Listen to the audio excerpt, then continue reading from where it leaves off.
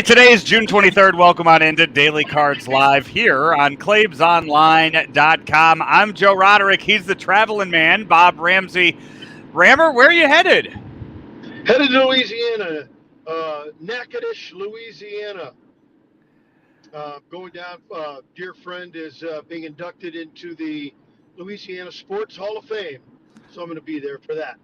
Well, that's awesome. Sounds like a lot of fun. So we will try to keep this short today and catch up with you again tomorrow before we preview Cubs and Cardinals back here in St. Louis. But the Cardinals today, they lose another close one, 6-4 to the Brewers. They split the series, and it really seems like what we are learning is these two teams are way too close to call right now.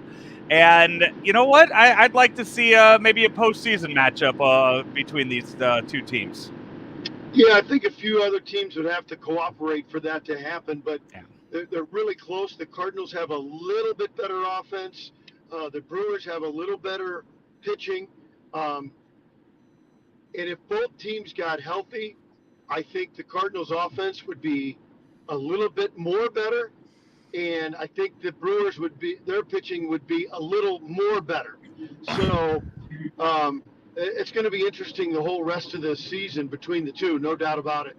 And I mean, yeah, the needs for both teams are very clear. The Brewers need to start hitting, and I don't know if they can go outside of the organization to find that hitting, because they have a lot of guys in their lineup right now who need to step it up. I think that's pretty clear.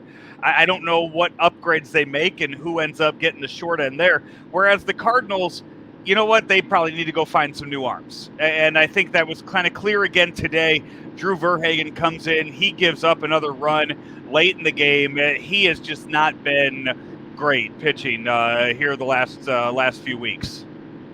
If Flaherty can stay in the rotation and Matz and Hicks get healthy enough, that might be the arms you need. I would think so. And I still think you go out there and you get one more, though. You never can have enough arms. No, I agree. And I think that too. I think when you look at that at the trade deadline, when you look at that for midseason help, I feel like arms are a lot easier to come by, just because you can grab people that if you get another arm from somewhere. And, you saw it last year. We talked about it yesterday. McFarland and Garcia, guys that were struggling elsewhere, they come in, something clicks. You see that a lot with pitching. I just don't think you see that a lot on the offensive side of things. Well, the Braves got a whole new outfield, and with such a big discrepancy between the winning teams and the losing teams this year, I'm not predicting it. I wouldn't be shocked if it was wild of bats and arms and people loading up and the haves getting more and the have-nots getting less. It could be really wild when we get to July 31st, which, so long as the Cardinals do okay, it can be pretty fun. The Cardinals today, they lose 6-4 in a game that we didn't really talk about it yesterday either. But Paul Goldschmidt, Nolan Arenado both homered yesterday. Paul Goldschmidt with a Little League home run in the first inning of the game today.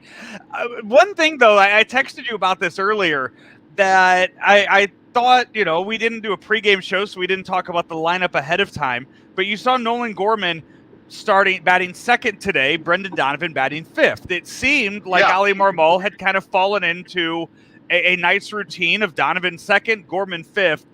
I don't know what the reasoning is for switching those two. I don't know if it matters to two young guys if they're batting second or fifth in the lineup. But, Rammer, you are St. Louis's you are St. Louis's biggest proponent of talking lineups when it comes to the Cardinals. Yep. Lineup nerd. So what are your thoughts on doing that with the rookies going back and forth like that? All right, let's talk first about Gorman. And we saw it in the ideal example of being in the rocking chair, but actually being in front of big hitters, with Chris Duncan in front of Albert Pujols. back in the late aughts. And Chris always credited being in front of Pujols with his success. So it's clear that if Gorman hits in front of Goldie and Arenado, that he's theoretically, and I think in most of the times, going to get more fastballs, and he's going to crush fastballs. However, Brendan Donovan has already showed that he gets on base at a ridiculous rate, and putting more guys on base more often in front of your big hitters is ideal for your club. I really think if it wouldn't hurt Arenado's feelings and it was the right kind of right-hand hitting matchup, I wouldn't mind Nolan Gorman hitting cleanup between Goldschmidt and Arenado fifth with Donovan two. And so you're doing it, let's say that's against right-handed, you go left, left, right, left, right. That could be a lot of fun. It keeps Gorman in a rocking chair, if you will, between the two big studs, keeps your on-base guy in front of your three big home run hitters. I don't think they'll do that, but it would be something I would consider. I personally like the on-base guys ahead of Goldie and Arenado, but I understand why there will be times they put Nolan Gorman there. I really do get it.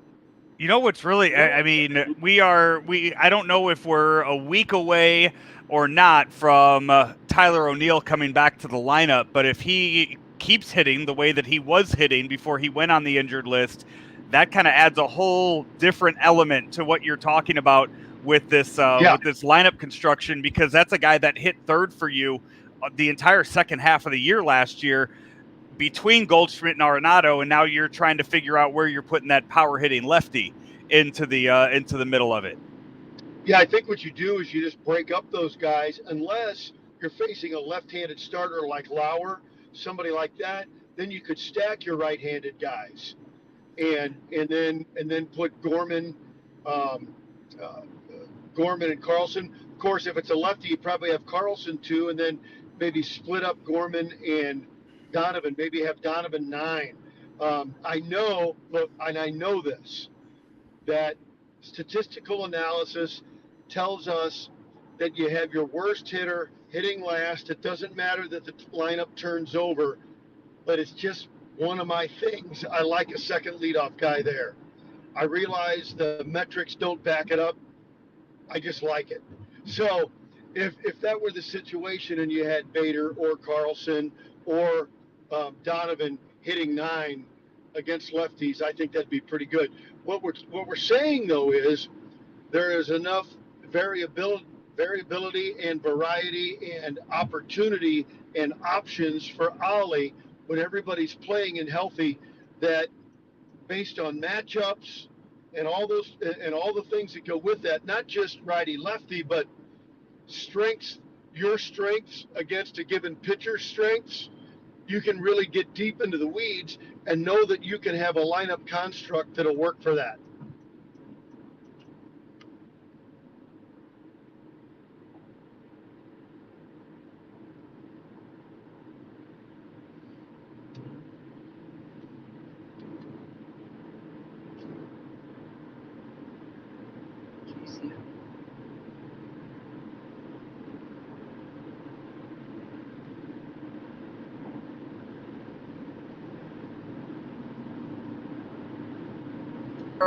Rammer, I apologize. I think my feed went out here on this end, so you were talking about the lineup as you were rolling down the road there.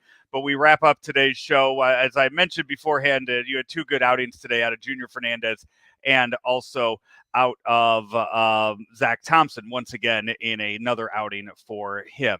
We will preview the Cubs and the Cardinals tomorrow afternoon, first of a 3-game series as the Cardinals come back to Busch Stadium for a weekend, and then 3 against the Marlins before starting a really, really tough stretch of the schedule for them. This has been another episode of Daily Cards Live right here on ClaibsOnline.com, brought to you each and every day by Royal Banks of Missouri And Munganess St. Louis Acura. Find them online at Munganess St. Louis at stlouisacura.com. As Rammer, a little bit of technical issues on my end today. Not you. You're the one traveling down to Louisiana, and I'm the one up here sitting in my office having the technical issues. Oh, I thought it was for sure us. We're down in the country in southern Missouri. But a quick one-sentence wrap-up instead of my long-winded thoughts on the lineup. Once O'Neill is back, everybody's healthy. He's going to have tons of options, and the matchups and watching him do it will be a lot of fun. It really will be. We will talk lineups tomorrow and the weekend series. Look at the pitching matchups for Cubs and Cardinals. First time the Cubs. I believe this is one of the latest that the Cubs have ever come to Busch. This in a season for the first time here the final week of June. For Bob Ramsey, I am Joe Roderick. This has been another episode of Daily Cards Live, brought to you by Munganess St. Louis Acura and Royal Banks of Missouri. We will talk to you tomorrow. From our roots in St. Louis, Royal Banks of Missouri is branching out to continue serving you with our locations in St. Charles, Jerseyville, Granite City, and now in Hannibal, Center, and New London. Royal Banks of Missouri, the community bank in your community.